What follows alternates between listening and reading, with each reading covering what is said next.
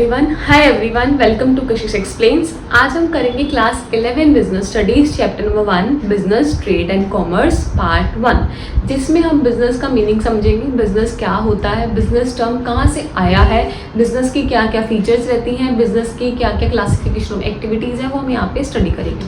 तो business word कहाँ से आया, ये चैप्टर की स्टार्टिंग कैसे होती है। इस चैप्टर की स्टार्टिंग होती है ह्यूमन एक्टिविटी से। दो तरह की वो कहते हैं ह्यूमन एक्टिविटीज़ होती है, विच मीन्स कि हर एक ह्यूमन दो तरह की एक्टिविटीज़ को क्या करता है, परफॉर्म करता है। One is economic, second is non economic. Economic activity वो होती है जो हम पैसे के लिए करते हैं, अपना लिवलीहुड अर्न करने के लिए करते हैं। और नॉन इकोनॉमिक एक्टिविटी वो होती है जो हम लव में आके कर रहे हैं, सिंपथी में कर रहे हैं, या किसी की हमें केयर है तो हम कर रहे हैं, ठीक है, that is non economic activity. अगर मैं किसी स्कूल में पढ़ा रही हूँ, मैं अर्न कर रही हूँ, that is my economic activity, कि मैं अपना लिवलीहुड कमाने के लिए पढ़ा रही हूँ किसी एकेडमी में या फिर किसी स्कूल में। लेकिन अगर मैं अपने घर में अपने छोटे ब्रदर को पढ़ा रही हूँ, वो मेरी कौन सी एक्टिविटी हो जाती है, नॉन इकोनॉमिक, क्योंकि उससे मुझे प्यार है इसलिए मैं वो चीज़ कर रही हूँ। तो इकोनॉमिक, नॉन इकोनॉमिक एक्टिविटी। अब इकोनॉमिक के अंदर हमारे पास तीन आते हैं। वो कहते हैं कि हम पैसा तीन तरह से कमा सकते हैं, तीन तरह से अपना लिवलीहुड अर्न कर सकते हैं। One is business, employment and profession. या तो हम बिजनेस करके पैसा कमाएंगे, जिसके बेस्ड हमारा पूरा चैप्टर, ठीक है, यहाँ से बिजनेस टर्म स्टार्ट हुआ, यहाँ से बिजनेस टर्म ओरिजिनेट हुआ, और पूरे चैप्टर में हमने बिजनेस के बारे में ही पढ़ना है, ठीक है। तो बिजनेस या तो एम्प्लॉयमेंट, एम्प्लॉयमेंट का मतलब क्या होता है, किसी के अंदर नौकरी करना, जॉब करना, किसी अंडर एम्प्लॉय के अंदर। प्रोफेशन, किसी स्पेसिफिक फील्ड में जाना, डॉक्टर, टीचर, लॉयर, तो स्पेसिफिक फील्ड में एंटर होना स्पेसिफिक क्वालिफिकेशन के साथ, दैट इज प्रोफेशन, ठीक है। तो नॉन इकोनॉमिक का आपको सिर्फ इतना याद रखना है कि लव के लिए, सिंपथी के लिए पैसा नहीं होता है। इकोनॉमिक में आगे आते हैं आपके पास business, employment and profession. Business, employment, profession का आपके एनसीईआरटी में डिफरेंस दिया हुआ है। डिफरेंस करना बहुत ही ज़्यादा ज़रूरी है, क्योंकि इस चैप्टर में इसके ऊपर क्वेश्चन आ जाता है 3 मार्क्स का, कि बताओ ये तीन बंदे उन्होंने लिए, मिस्टर एक्स वाई जेड, ये तीनों का उन्होंने आपको बताएंगे कि एक जना बिजनेस कर रहा होगा, एक जना प्रोफेशन कर रहा होगा, एक जना एम्प्लॉयमेंट कर रहा होगा।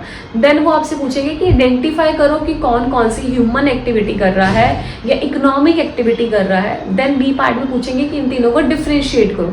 ध्यान में रखना कि आपको क्वेश्चन में डिमांड क्या है, आइडेंटिफाई द ह्यूमन एक्टिविटी या आइडेंटिफाई द इकोनॉमिक एक्टिविटी। अगर आइडेंटिफाई द ह्यूमन एक्टिविटी है तो वो दो है, इकोनॉमिक, नॉन इकोनॉमिक। अगर आइडेंटिफाई द इकोनॉमिक एक्टिविटी है तो वो तीन है, business, employment and profession.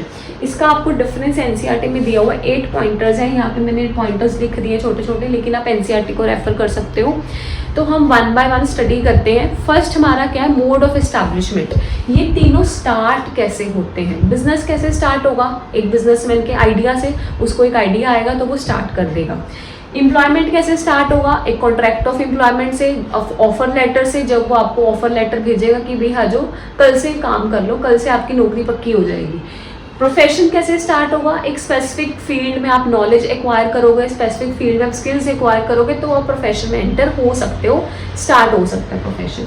Nature क्या होता है, इन तीनों में नेचर ऑफ एक्टिविटीज़ कैसी रहती है। बिजनेस में हम क्या करते हैं, बिजनेस में हम दो चीज़ें कर सकते हैं, या तो हम टी शर्ट को खुद बना के बेचेंगे, हमारा जो बिजनेस है वो दो तरह का हो सकता है, या तो हमने टी शर्ट को खुद बना के बेचा, या फिर टी शर्ट को किसी और से खरीद के आगे बेच दिया, ठीक है। या तो हम प्रोडक्शन करेंगे या फिर प्रोक्योरमेंट करेंगे। सेल तो करना ही करना है, सेल एंड एक्सचेंज तो होना ही होना है, लेकिन वो कैसे होना है, या तो प्रोडक्शन या फिर प्रोक्योरमेंट।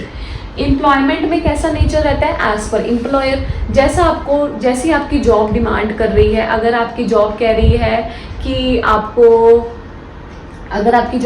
है कि आपको क्लीनिंग का काम है, आपकी सेल्समैन का काम है, तो आपकी जॉब के ऊपर डिपेंड करता है कि आपकी जॉब कैसी है। प्रोफेशन में कैसा नेचर होता है, specialised knowledge, specialised skill. Doctor है तो वो डॉक्टर की तरह ट्रीट करेगा पेशेंट को, टीचर है तो वो टीचर की तरह सर्विसेज देगा, तो according to their professionalist services. Qualification, तीनों में क्वालिफिकेशन कितनी चाहिए। बिजनेस में क्वालिफिकेशन चाहिए, नो मिनिमम क्वालिफिकेशन होगी तो बहुत अच्छी बात है, नहीं होगी तो भी वो बिजनेस कर सकता है, ऐसी कोई बात नहीं है।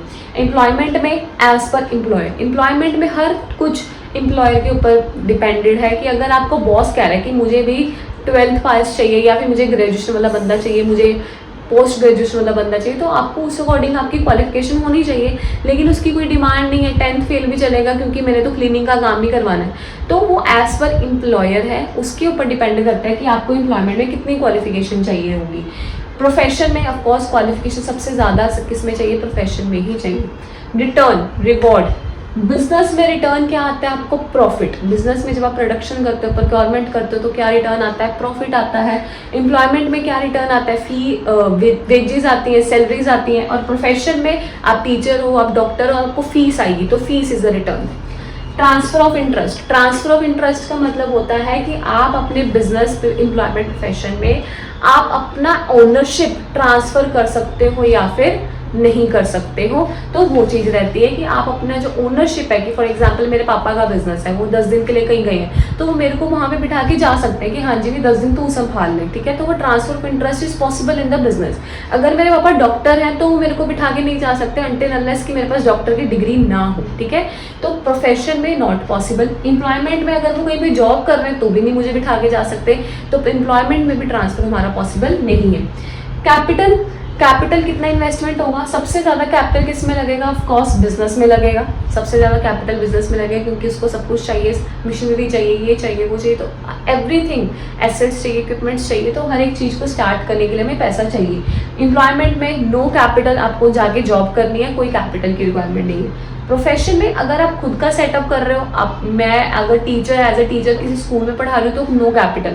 लेकिन अगर मैं खुद की एकेडमी खोल रही हूँ या एक डॉक्टर अपना खुद का क्लिनिक खोल रहा है छोटा सा, तो उसको थोड़ा सा कैपिटल चाहिए, लेकिन बिजनेस से कम चाहिए, ठीक है। अब रिस्क, रिस्क किसके ऊपर डिपेंड करेगा कि आपने पैसा कितना लगाया। सबसे ज़्यादा पैसा किस में लगा, बिजनेस में लगा, तो सबसे ज़्यादा रिस्क भी किस में होगा, बिजनेस में होगा।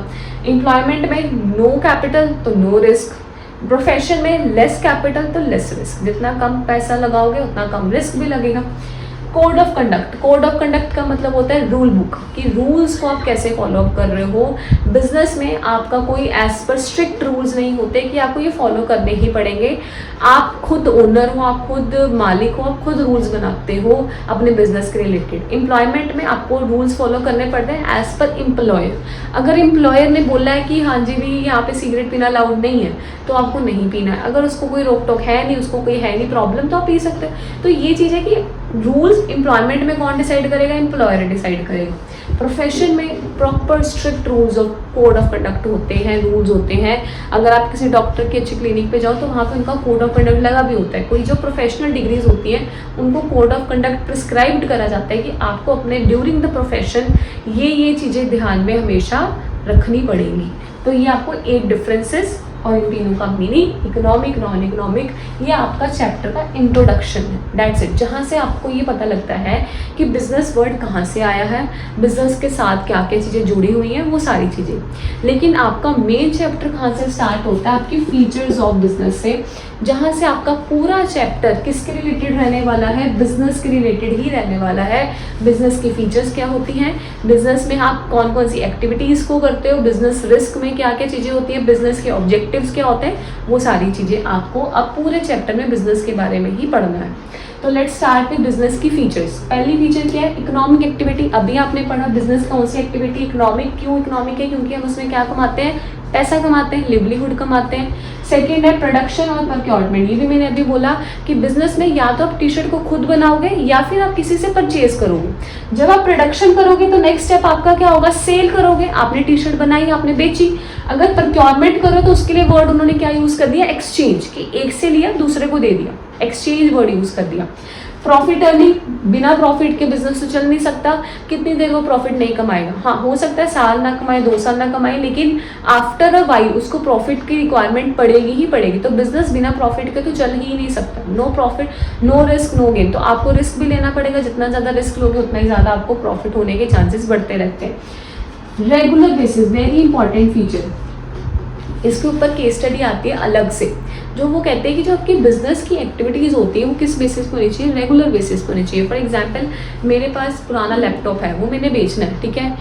अब मैंने OLX पे डाल दिया या मैंने किसी को बोला कि मेरे पास ये लैपटॉप है, आप खरीद लेना। तो और मैंने वो लैपटॉप खरीदा था 50,000 का और मैंने बेच कितने का किया है, 70,000 का। मेरे को प्रॉफिट हो गया 20,000 का, तो उसका मतलब ये नहीं है कि मेरा वो बिजनेस हो गया। चाहे वो मेरे को प्रॉफिट हुआ 20,000 का, लेकिन फिर भी मैं उस एक्टिविटी को, उस ट्रांजैक्शन को बिजनेस कंसीडर नहीं कर सकती, क्योंकि वन सिंगल ट्रांजैक्शन को हम बिजनेस नहीं बोलते हैं। ठीक है, तो आपका जो बिजनेस है उसको स्टार्ट करने के लिए आपको रेगुलर बेसिस पे चाहिए। वन टाइम ट्रांजैक्शन आपके बिजनेस में कॉन्स्टिट्यूट नहीं होगी, चाहे वो प्रॉफिट पे क्यों ना हुई हो। अनसर्टेनिटी ऑफ रिटर्न, रिटर्न अभी मैंने क्या बोला, रिटर्न क्या होता है यहाँ पे, प्रॉफिट। प्रॉफिट आपका अनसर्टेन है। अनसर्टेन का मतलब क्या होता है, जिसके बारे में आपको नॉलेज नहीं है कि कितना आएगा। आपने इस साल लगा दिया 10 लाख लगा दिया, 15 लाख लगा दिया, लेकिन उस 15 लाख का आपको इस साल कितना आएगा, 15 का 15 आ जाएगा, 15 का 20 आएगा, 15 का 10 आएगा, आपको नहीं पता है। ठीक है, तो आपका जो रिटर्न है वो हमेशा अनसर्टेन रहता है। कुछ प्रिडिक्टेबिलिटी रहती है कि हाँ इतना हो सकता है, लेकिन कुछ भी कभी भी कुछ भी चेंज हो सकता है। तो रिटर्न हमें नहीं पता रहता कितना होगा, लॉस होने के भी चांसेस रहते हैं। इक्वल कॉस्ट के अकॉर्डिंग में मिल सकता है, लेकिन कॉस्ट से ज़्यादा भी मिल सकता है, तो रिटर्न की नॉलेज हमें नहीं रहती। एलिमेंट ऑफ रिस्क, बिजनेस किसके साथ घिरा हुआ है, रिस्क के साथ घिरा हुआ है। हर एक किसी ना किसी का तरह का चेंजेस आते रहते हैं, जैसे डिमांड में चेंज आ गया, कोविड आ गया था, नोटबंदी आ गई है, बारिश आ गई एकदम से, बहुत ज़्यादा तेज़ बारिश आ गई, दुकान बंद करनी पड़ेगी, तो एक दिन का घाटा हो गया, रिस्क आ गया। तो कोई भी वेदर में कंडीशंस में चेंज आ गया, हड़तालें हो गई, हड़ताल हो गई, पंजाब बंद हो गया। अब जैसे पंजाब बंद हो गया तो दुकानें बंद हो गई, एक दिन का नुकसान हो गया। तो किसी भी तरह का रिस्क आ सकता है हमारे बिजनेस में। अलग अलग तरह के रिस्क हमें उठाने पड़ते हैं अपने बिजनेस की लाइफ साइकिल में। ठीक है, तो ये आपका इंट्रोडक्शन है और ये आपकी फीचर्स ऑफ बिजनेस है, जहाँ से आपको बिजनेस के मीनिंग का आइडिया लग जाएगा। ठीक है, उसके बाद हमारे पास नेक्स्ट टॉपिक है ऑब्जेक्टिव्स ऑफ बिजनेस। बिजनेस के क्या क्या ऑब्जेक्टिव्स रहते हैं, क्या क्या उनके मकसद रहते हैं। तो सबसे मेन और फोरमोस्ट ऑब्जेक्टिव उसका क्या होता है, प्रॉफिट। लेकिन profit is not the sole objective of every business, profit is the main objective. हर बिजनेस का सबसे पहला ऑब्जेक्टिव, प्राइमरी और मेन ऑब्जेक्टिव क्या होता है, प्रॉफिट। लेकिन प्रॉफिट के अलावा भी बहुत सारे ऑब्जेक्टिव्स होते हैं जो हर एक बिजनेस को कंसीडर करने पड़ते हैं। तो इससे आपको दो तरह का क्वेश्चन आ सकता है ऑब्जेक्टिव्स में से। एक तो आता है आपको रोल ऑफ प्रॉफिट, कि प्रॉफिट इतना जरूरी क्यों है, why profit is important, why profit is crucial, role of profit, profit के ऊपर ही बिजनेस क्यों टिकी हुई है, बिना प्रॉफिट के बिजनेस क्यों नहीं चल सकता। तो वेरियस स्टेटमेंट्स बन सकते हैं इसके ऊपर। तो एक है हमारे पास रोल ऑफ प्रॉफिट, एक है आपके पास other objectives, multiple objectives. Profit के अलावा बिजनेस के क्या क्या ऑब्जेक्टिव्स रहते हैं। तो सबसे पहले हम पढ़ेंगे प्रॉफिट क्यों जरूरी है, प्रॉफिट कमाना एक बिजनेस के लिए इतना ज़्यादा इंपॉर्टेंट क्यों माना जाता है। सबसे पहले क्या है, सोर्स ऑफ इनकम। अगर प्रॉफिट नहीं है तो हमारी इनकम का सोर्स भी अच्छा नहीं है, विच मीन्स तो प्रॉफिट हमारा सोर्स ऑफ इनकम क्या करता है, डिपिक्ट करता है कि हमारा इनकम का सोर्स बहुत ही ज़्यादा अच्छा है। Second, expansion requirement. अगर आपको अपने बिजनेस को एक्सपैंड करना है, एक ब्रांच से 2 ब्रांच खोलनी है, एक प्रोडक्ट से दूसरे प्रोडक्ट पे और ज़्यादा लेके आना है, प्रोडक्ट तीसरा प्रोडक्ट लेना है, चौथा प्रोडक्ट लेके आना है, तो आपको उसके लिए क्या चाहिए, प्रॉफिट चाहिए। बिना प्रॉफिट के आप अपने बिजनेस को एक्सपैंड नहीं कर सकते। तो एक्सपेंशन के लिए आपको चाहिए। Indicate efficient working. अगर आपके बिजनेस में प्रॉफिट बहुत अच्छा हो रहा है तो विच मीन्स वो क्या इंडिकेट करता है कि आपकी जो वर्किंग्स हैं वो बहुत ही ज़्यादा एफिशिएंट है, मतलब बहुत ही अच्छे तरीके से आप अपनी सारी प्रॉब्लम्स को, अपनी सारी हैंडलिंग्स को हैंडल कर रहे हो। तो वो आपको क्या इंडिकेट करता है कि आपकी वर्किंग्स बहुत ही ज़्यादा अच्छी है। Reward for risk taking. अभी मैंने क्या बोलता है, higher the risk higher the reward. जितना ज़्यादा आप रिस्क लोगे उतना ही ज़्यादा आपको रिवॉर्ड क्या होता है, ज़्यादा होता है। तो रिवॉर्ड फॉर रिस्क टेकिंग, अगर आप रिस्क लोगे तो उसका रिवॉर्ड भी क्या आएगा, आपको प्रॉफिट ही आएगा। Last, build reputation. अगर आपका बिजनेस बहुत ही अच्छा प्रॉफिट कमा रहा है तो आपकी मार्केट में भी क्या बन जाता है, नाम बन जाता है, रेपुटेशन बन जाती है। तो ये आपका आ गया रोल ऑफ प्रॉफिट। अगर आपको आता है कि profit is the only objective of every business, no, उसके अलावा और भी बहुत सारे ऑब्जेक्टिव्स होते हैं, लेकिन profit is by profit considered as important objective. तो दीज आर द रीजंस। ठीक है, उसके बाद आता है मल्टीपल ऑब्जेक्टिव। प्रॉफिट के अलावा कौन कौन से ऑब्जेक्टिव्स हमारे रहते हैं। पहला है मार्केट स्टैंडिंग, रेपुटेशन। एक बिजनेस का ये भी मकसद होता है कि उसके मार्केट में, उसकी सोसाइटी में, उसके आले दुआले सारे इन्वायरमेंट में उसमें पोजीशन अच्छी बनी, उसका नाम अच्छा बनाओ। तो उस चीज़ के लिए उसको भी बहुत सारी चीज़ें करनी पड़ती हैं। Second, innovation. Innovation is also objective of manage business, कि उसको बिजनेस में टाइम टू टाइम क्या लेके आनी पड़ती है, इनोवेशंस लेके आनी पड़ती है, चाहे वो प्रोडक्ट रिलेटेड हो, चाहे वो क्वालिटी के रिलेटेड हो, चाहे वो प्रोडक्शन रिलेटेड हो। तो हर एक चीज़ में आपको, क्योंकि जितना ज़्यादा आपका आउटडेटेड प्रोडक्ट आपकी दुकान में होगा वहाँ पे आपके कस्टमर्स नहीं रीच आउट करेंगे। तो जब आप न्यू चीज़ें लेके आते रहोगे अपनी दुकान में, अपने मार्केट में, तो आपके कस्टमर्स का भी रीच क्या होगा, ज़्यादा बढ़ जाएगा। तो आपको टाइम टू टाइम इनोवेशन भी करनी पड़ती है। प्रोडक्टिविटी, एक ऑब्जेक्टिव होता है प्रोडक्टिविटी, कि आप अपनी प्रोडक्टिविटी को हमेशा क्या रखो, मैक्सिमम रखो। प्रोडक्टिविटी का मतलब होता है जितना इनपुट डालोगे उतना आउटपुट आएगा। तो अगर इनपुट ज़्यादा डालोगे तो आउटपुट भी ज़्यादा आएगा। अगर एक बंदा, मैं हूँ, मैं 8 घंटे दे सकती हूँ अपने काम को दिन के, मुझे पता है मेरी इतनी कैपेसिटी कि मैं 8 घंटे दे सकती हूँ। तो अगर मैं 2 ही 4 घंटे 3 घंटे, तो मेरा आउटपुट भी वो 8 घंटे वाला नहीं आएगा। लेकिन अगर मैं 8 घंटे दूंगी और मेरा आउटपुट भी बहुत अच्छा आएगा, तो मेरे को भी एक सेटिस्फेक्शन होएगी कि हाँ जी भी मैंने अपना मैक्सिमम इनपुट दिया था और मेरे को मैक्सिमम आउटपुट भी आया है। तो हर एक बिजनेस का ऑब्जेक्टिव रहता है कि उसकी प्रोडक्टिविटी हमेशा ज़्यादा से ज़्यादा ही हो। ठीक है। फिजिकल एंड फाइनेंशियल रिसोर्सेज को मैनेज करना। ठीक है। फिजिकल रिसोर्सेज मतलब आपकी एसेट्स हो गए, मशीनरीज हो गई, इक्विपमेंट्स हो गए।